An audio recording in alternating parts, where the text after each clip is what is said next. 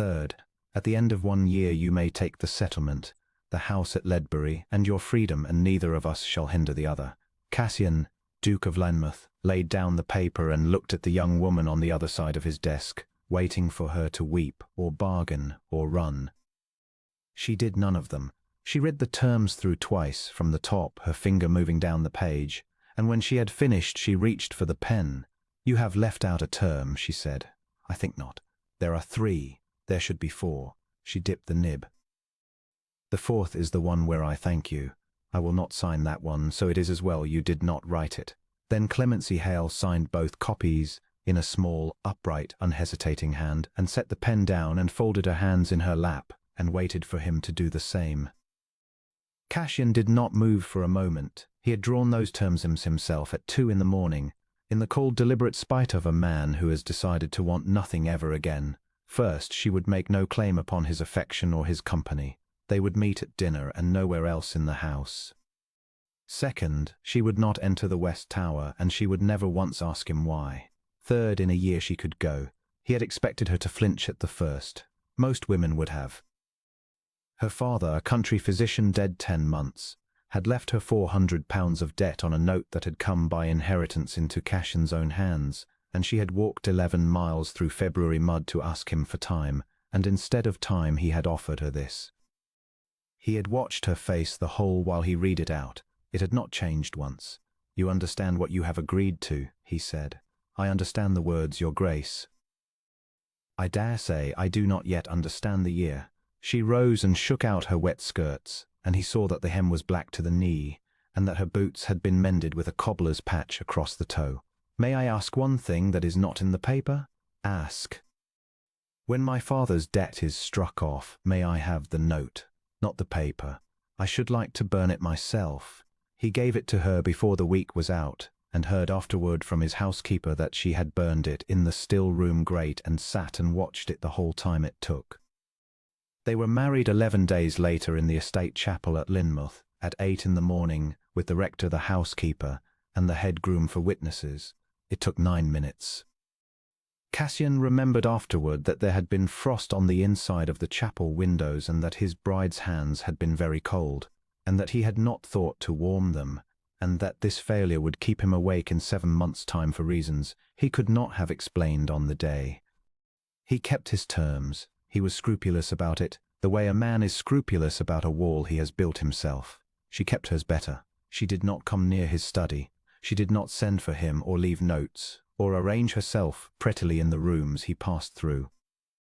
At dinner she sat at the far end of the long table, 22 feet of mahogany between them, and answered when spoken to, and did not fill the silences with chatter, and let him go when he rose. And in the hours between she quietly took his house apart and put it back together. He heard about it in pieces, as a man does. Mrs. Bray reported, with the wooden face of a housekeeper delivering treason, that her Grace had gone through the still room and thrown out 4 shelves of physic that was older than the late Duke and had made up fresh. That her Grace had lanced the boil on Tom Fettle's hand herself, having been a doctor's daughter, and had done it neater than the Wexbridge surgeon.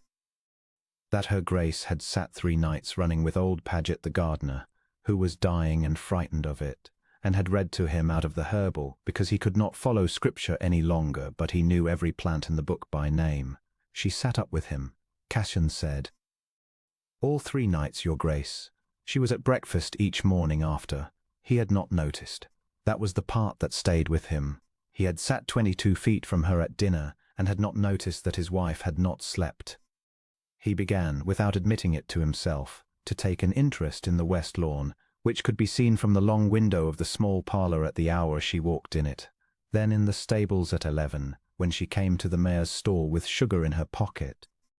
Then in breakfast, a meal he had not eaten at a table in 6 years. The first morning he came down she stood up so quickly her chair scraped. "Sit," he said. "It is my own table." "It is not in the terms, Your Grace." "No," Cassian said, and helped himself to coffee, and did not look at her. "It is not." He came down the next morning too. By midsummer he had broken the first term to Flinders, and neither of them said so. He walked with her to the home farm because it was on his way, and then because it was not. He found that she knew the names of the 6 dogs, and which of them was frightened of thunder. He found that she argued, properly, not for sport, about the drainage of the low meadow, and that she was right about it. And that being told so by a man who had never in his life admitted an error made her laugh out loud. Once, in the middle of a wet field, a startled, unguarded sound that he thought about for a week. He found that she had a scar across 2 fingers of her left hand, from holding a lamp for her father at a farmhouse amputation when she was 15. He found that she never, ever mentioned the West Tower. He had written that term to keep her out of the one room in the world he could not go into. And now, in the long light evenings, he sat 22 feet from her at his own table, and found himself waiting, actually waiting, like a man at a window for her to ask. She never did. She had signed the paper. And Cassian, Duke of Lynmouth, discovered that a man may be verily punished by being given exactly what he asked for. He told her himself in the end, on a warm night in August, because he could not bear it any longer. He found her in the long gallery with a candle, and he said without preamble, "My brother died in the West Tower." Rowan, he was 23. Clemency set the candle down on the sill very carefully, as though a sudden movement might make him stop. "We quarrelled in the January," Cassian said. "Over nothing. Over a horse and a girl, and every unsaid thing under both. He wrote to me twice in London. I did not open the second letter. When the fever came into the house, they sent for me and I came, and I was 2 days on the road, and he had been dead a day and a half when I got here." He looked at the black window. "I have not been up those stairs in 7 years. His books are still on the table. There is a cup." He waited for the pity. He had braced for it the way a man braces for cold water. The soft face, the hand on the sleeve, the assurance that he must not blame himself, which is the most insulting sentence in the language, because it presumes to know the accounts. "What fevered?" She turned. What fever, your grace? What were the signs? How many days from the first to the last?" he told her, haltingly dredging it up. The sore throat, the rash across the chest by the second day, the way the physician had bled him and bled him again. Clemency was quiet a moment. Then she said, "My father saw 11 cases of that in the Ledbury outbreak the year I was 17. He was a good physician, and he did not lose them for want of trying. He lost 9. She met his eyes with a scrap of softness in her face. "You could have been in the next room, your grace. You could have held his hand every hour of it, and read every letter he ever wrote you twice, and he would have died on the same afternoon. That is not comfort. It is only what is true. I thought you had better have it from someone who knows." Cassian stood in his own gallery and could not speak. Nobody had told him that. 7 years, and every soul who loved him had told him instead that he must not blame himself, and he had heard, correctly, that they thought he ought to. "You never asked," he said at last, and his voice was not steady. It was the second term. Clemency. It was the first time he had used her name. "Ask me anything you like. Ask me every day. I release you from it." "You cannot release me from a paper we both signed," she said. But she picked up the candle, and she said, "Show me the stairs," and she went up them beside him, and he opened the door of the West Tower for the first time in 7 years with his wife's hand steady under his elbow, and there was the table, and the books, and the cup. She'd not cry over it. She opened the shutters instead, and let 7 years of moonlight in. The year ran out on a Tuesday in February. Mr. Nettles, the solicitor, came out from Wexbridge with the settlement deed in a japanned box, as the terms required, because Cassian had instructed him 12 months earlier to come with being reminded, and Cassian had been too proud or too cowardly or too certain to write and stop him. He had told himself all week that she would refuse it, that she would look at the deed and look at him and say something dry and level and unanswerable, and it would be done. They laid the papers on the library table at 3 o'clock. And Clemency Hale, Duchess of Lynmouth, read the deed through twice from the top, her finger moving down the page, exactly as she had read the terms a year before. Then she reached for the pen and signed it. Cassian heard the nib. He heard the small wet sound of the ink and the clock on the chimney-piece and Nettles blotting the page, and he understood that he had been standing at the edge of a cliff for a fortnight telling himself it was a step. "Her Grace's trunk is down, your Grace," said Mrs. Bray from the door, in a voice like a funeral. "Shall I have the carriage brought round for 4? "Yes," Clemency said. "No," said the Duke of Lynmouth. He crossed the room. He took the deed off the table, and Nettles made a small strangled noise of professional horror, and Cassian carried it to the fire and did not put it in, not yet, because there was another paper first. It was under the glass paperweight on his desk where it had sat for a year, and he had looked at it every day of that year the way a man looks at a stone he has carried in his own boot. First, he said, and his voice was terrible, "You will make no claim upon my affection or my company." He tore it once across.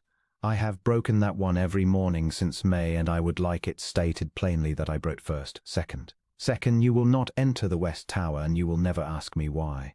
He tore it again.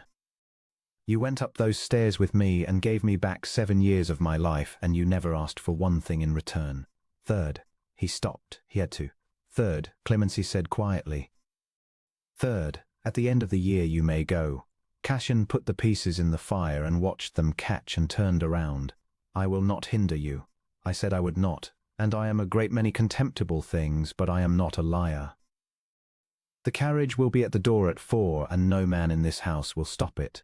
He came back to the table and stood there with his hands empty. "But I am going to ask you first, and I am going to ask you badly, because I have never done it before in my life.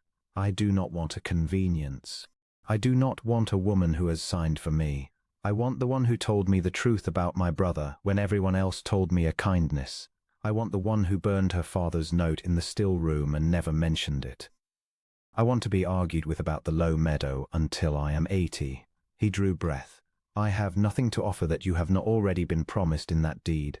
Only myself, which is a poor bargain, and I have been informed by every reliable source that I am difficult to live with. Clemency, stay. Not for the year, not for the terms. Marry me again in the chapel, with nothing owed on either side, and if you cannot, then get into the carriage, and I will hand you into it myself, and never trouble you again." For a long moment there was no sound at all, but the fire eating the last corner of his own handwriting. Then his wife said, "Why do you suppose I signed it? I have been asking myself that for 4 minutes, and I have not enjoyed a single one of them." "I signed it," she said, "because you drew that deed a year ago, and you did not stop it coming, and I thought you meant to be free of me, and I would not have you bound to me by a paper for 1 hour longer than you wished it. I would rather have gone." Her chin came up, and it was shaking. "I have loved you since the night in the gallery, Cassian, and I would have got into that carriage at 4 o'clock and never told you so, and that is the whole of it." He was across the room before Nettles had got his box shut. He took her cold hands in both of his a year late. He thought a whole year late, and warmed them, and bent his head over them, and she put her cheek down against his hair, and neither of them said anything for some while. They were married again in the estate chapel at Lynmouth in the 2nd week of March, at 11 in the morning, with the sun coming through, and the tenants filling the aisle and standing 3 deep at the door. It took considerably longer than 9 minutes. The house at Ledbury was sold. The settlement stood, but she never touched it. She spent it on the West Tower instead, which was scrubbed and whitewashed and fitted with shelves and a good long table under the south window, and became the dispensary from which the Duchess of Lynmouth physicked half the county for the next 40 years. Rowan's books stayed on the shelf by the door. The cup was kept. And on the anniversary of the day she had walked 11 miles through the mud to beg him for time, Cassian came down early and found his wife already at the breakfast table, and stopped in the doorway to look at her, and she raised an eyebrow at him over the coffee pot. "It is not in the terms, Your Grace," she said. "There are no terms," said the Duke of Lynmouth, and sat down beside her, close enough to reach.